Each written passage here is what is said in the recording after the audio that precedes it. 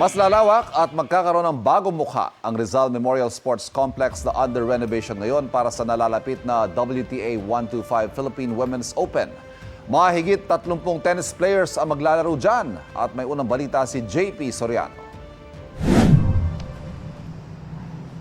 Sa museum na lang namamasdan ang mayamang kasaysayan ng Rizal Memorial Sports Complex sa pag-host ng World's Tennis Legends. That is the Rizal Memorial Coliseum. Bjorn Borg played there. All tennis greats played there. Pero madudugtungan na yan sa pag-host ng complex sa Women's Tennis Association o WTA 125 Philippine Women's Open. Pinupulido na nga ang renovation ng main tennis court na ito bilang paghahanda sa first WTA event na masasaksihan sa mismong Pilipinas. Para diyan, required ang isang venue nila na may 750 seating capacity. Hinigitan niya ng court na ito na may 2,000 pwedeng manood. Bagong pintura, inayos ang locker rooms, world class.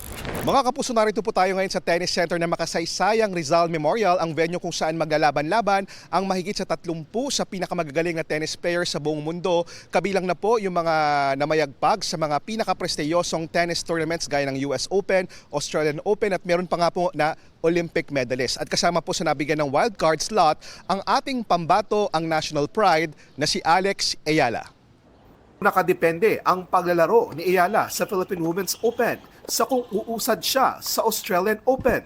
Mauuna kasi ang simula nito at kung aabante siya sa rounds doon, ay baka hindi agad siya makauwi sa Pilipinas. For her to be successful in the Australian Open, karangalan rin ho ng Pilipinas yan. Pero the players who will be here, because they will fly from Australia to Manila, they are all world class.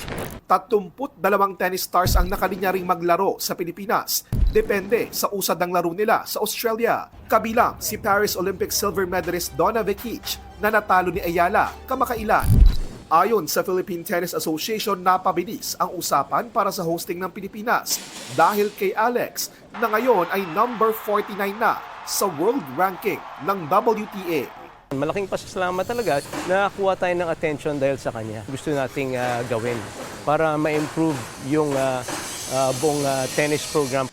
Ito ang unang balita, JP Soriano para sa GMA Integrated News.